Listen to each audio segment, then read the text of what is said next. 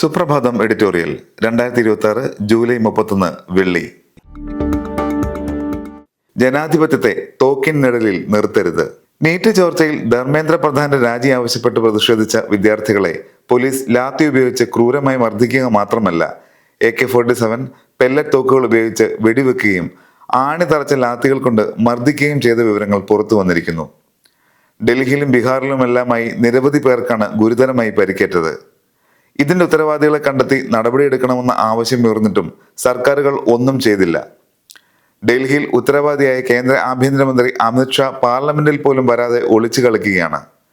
വിഷയത്തിൽ സുപ്രീം കോടതി ഇടപെടുകയും കേന്ദ്രത്തിനും സംസ്ഥാനങ്ങൾക്കും നോട്ടീസ് അയക്കുകയും ചെയ്തിട്ടുണ്ട്. ഡൽഹിയിലെയും ബീഹാറിലെയും സമരങ്ങളിൽ ടെലിവിഷനുകളിലും റീലുകളിലുമായി രാജ്യം കണ്ടത് മാത്രമല്ല സംഭവിച്ചത്, അതിനുമപ്പുറം ക്രൂരമായ അതിക്രമം നടന്നിരിക്കുന്നു, അതും വിദ്യാർത്ഥികൾക്ക് നേരെ. ചെയ്ത കുറ്റം ചോദ്യപേപ്പർ ചോർച്ചയിൽ സർക്കാരിന്റെ ഉത്തരവാദിത്തം ആവശ്യപ്പെട്ടതാണ്. സമരം അവസാനിച്ചതിന് പിന്നാലെ നിരവധി പരാതികളാണ് പോലീസിനെതിരെ ഉയർന്നു വന്നിരിക്കുന്നത്. യുവാക്കളെ അകാരണമായി തടങ്കലിൽ വെച്ചു, സഹായത്തിനെത്തിയ അഭിഭാഷകനെ മർദ്ദിച്ചു, സമരഭൂമിയിൽ നിന്ന് ജാമ്യയിലേക്ക് മടങ്ങുന്ന വിദ്യാർത്ഥികളെ തട്ടിക്കൊണ്ടുപോകാൻ ശ്രമിച്ചു, സമരക്കാർക്ക് ഭക്ഷണം വിതരണം ചെയ്തതിന് ജുനൈദ് എന്ന ചെറുപ്പക്കാരനെ തട്ടിക്കൊണ്ടുപോയി മസൂരിയിലെ വനമേഖലയിൽ തള്ളി, ജുനൈദിന്റെ കുടുംബത്തെ കസ്റ്റഡിയിലെടുത്ത് ദ്രോഹിച്ചു.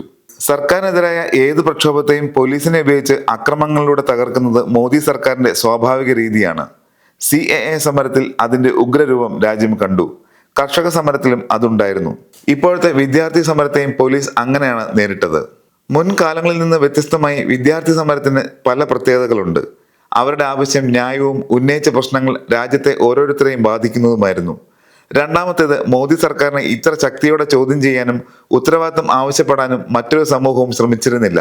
ദീർഘകാലമായി നമ്മുടെ സമൂഹത്തിൽ അധികാരത്തെ ചോദ്യം ചെയ്യുന്നത് അപകടകരമാണെന്ന മനോഭാവം വളർത്തപ്പെട്ടിട്ടുണ്ട്.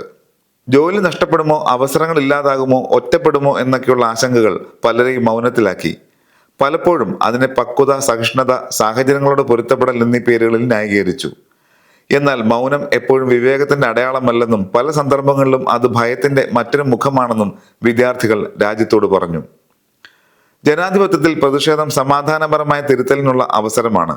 എന്നാൽ ജനങ്ങളുടെ ആവശ്യങ്ങളെ രാഷ്ട്രീയപരമായി അഭിമുഖീകരിക്കുന്നതിന് പകരം അവയെ നിയമസമാധാന പ്രശ്നമാക്കി മാറ്റിയ ഭരണകൂടം വിദ്യാർത്ഥികൾക്കെതിരെ ലാത്തിച്ചാർജും കണ്ണീർവാതകവും വ്യാപക തടങ്കലുകളും ഏർപ്പെടുത്തി.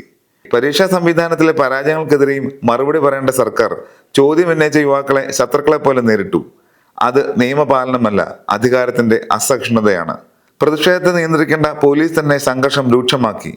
ഏറ്റവും ഗുരുതര ആരോപണം പെല്ലറ്റ് തോക്കുകളുടെ ഉപയോഗത്തെക്കുറിച്ചാണ്. കശ്മീരിലെ പ്രത്യേക സാഹചര്യങ്ങൾക്കായി ഉപയോഗിച്ചിരുന്ന ഈ ആയുധം തലസ്ഥാനത്തെ സമാധാനപരമായ വിദ്യാർത്ഥി പ്രതിഷേധത്തിൽ എങ്ങനെ എത്തിയെന്ന ചോദ്യത്തിന് ഇതുവരെ വ്യക്തമായ മറുപടി ലഭിച്ചിട്ടില്ല. പരിക്കേറ്റ വിദ്യാർത്ഥികളുടെ ചിത്രങ്ങൾ പുറത്തു വന്നിട്ടും ആരാണ് ഉത്തരവിട്ടത്, ഏത് നിയമപ്രകാരം അത് നടപ്പാക്കി, മജിസ്ട്രേറ്റിന്റെ അനുമതി ഉണ്ടായിരുന്നോ എന്ന ചോദ്യങ്ങൾക്ക് സർക്കാർ മറുപടി നൽകിയിട്ടില്ല. ഈ സംഭവത്തിൽ കേന്ദ്ര സർക്കാരിന് രാഷ്ട്രീയ ഉത്തരവാദിത്തത്തിൽ നിന്ന് ഒഴിഞ്ഞു മാറാനാവില്ല.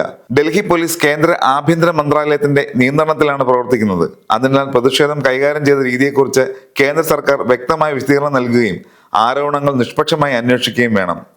ഇന്ത്യയുടെ സ്വാതന്ത്ര്യ സമരം തന്നെ പ്രതിഷേധങ്ങളുടെയും സത്യാഗ്രഹങ്ങളുടെയും ചരിത്ര പരമ്പരയാണ്. ഇന്ന് അതേ രാജ്യത്ത് വിദ്യാർത്ഥികളും യുവാക്കളും സമാധാനപരമായി പ്രതിഷേധിക്കുമ്പോൾ അവരെ നേരിടാൻ പോലീസ് ശക്തിയെ ഉപയോഗിക്കുന്നു. അതിക്രമങ്ങളെക്കുറിച്ച് സ്വതന്ത്രവും വിശ്വാസ്യവുമായ അന്വേഷണം നടത്തണം. അമിത ബലപ്രയോഗത്തിന് ഉത്തരവാദികളായ ഉദ്യോഗസ്ഥർക്കെതിരെ നിയമ നടപടി സ്വീകരിക്കണം. സമാധാനപരമായി പ്രതിഷേധിച്ചവർക്കെതിരെ ചുമത്തിയ കേസുകൾ നിഷ്പക്ഷമായി പുനഃപരിശോധിക്കണം. സാങ്കേതികവിദ്യ ഭരണകൂടത്തിന് മുമ്പെങ്ങുമില്ലാത്ത ശേഷി നൽകിയിട്ടുണ്ട് ഇക്കാലത്ത്. മുഖം തിരിച്ചറിയുന്ന സംവിധാനങ്ങൾ, ഡിജിറ്റൽ ഡേറ്റ ശേഖരണം, നിരീക്ഷണ ക്യാമറകൾ, മൊബൈൽ ഫോൺ വിവരങ്ങൾ, കൃത്രിമ ബുദ്ധി എന്നിവ കുറ്റകൃത്യങ്ങൾ കണ്ടെത്താനും പൊതുസുരക്ഷ ഉറപ്പാക്കാനും സഹായകരമാകാം. എന്നാൽ നിയമപരമായ നിയന്ത്രണങ്ങളില്ലാതെ, വ്യക്തമായ ഉത്തരവാദിത്ത സംവിധാനങ്ങളില്ലാതെ രാഷ്ട്രീയ പ്രതിഷേധങ്ങളിൽ ഇത്തരം സാങ്കേതിക വിദ്യകൾ ഉപയോഗിക്കപ്പെടുമ്പോൾ അതിന്റെ പ്രത്യാഘാതം ഗുരുതരമാണ്. ഒരു പ്രതിഷേധത്തിൽ പങ്കെടുത്തതുകൊണ്ട് മാത്രം ഒരാളെ സംശയത്തിന്റെ പട്ടികയിൽ ഉൾപ്പെടുത്തുന്ന സാഹചര്യം ഉണ്ടാകുന്നുവെങ്കിൽ അത് നിയമവാഴ്ചയേക്കാൾ നിരീക്ഷണ രാഷ്ട്രീയത്തിന്റെ ലക്ഷണമാണ്. തോക്കിന്റെ നിഴലിൽ ജനാധിപത്യത്തെ നിർത്താനുള്ള ഓരോ ശ്രമവും കൂടുതൽ വലിയ ജനകീയ പ്രതിരോധത്തിനാണ് വഴിയൊരുക്കുക. ജനാധിപത്യം നിലനിൽക്കേണ്ടത് ഭയത്തിന്റെ ബലത്തിലല്ല, ഭരണഘടനയുടെ കരുത്തിലും ജനങ്ങളുടെ വിശ്വാസത്തിലുമാണ്.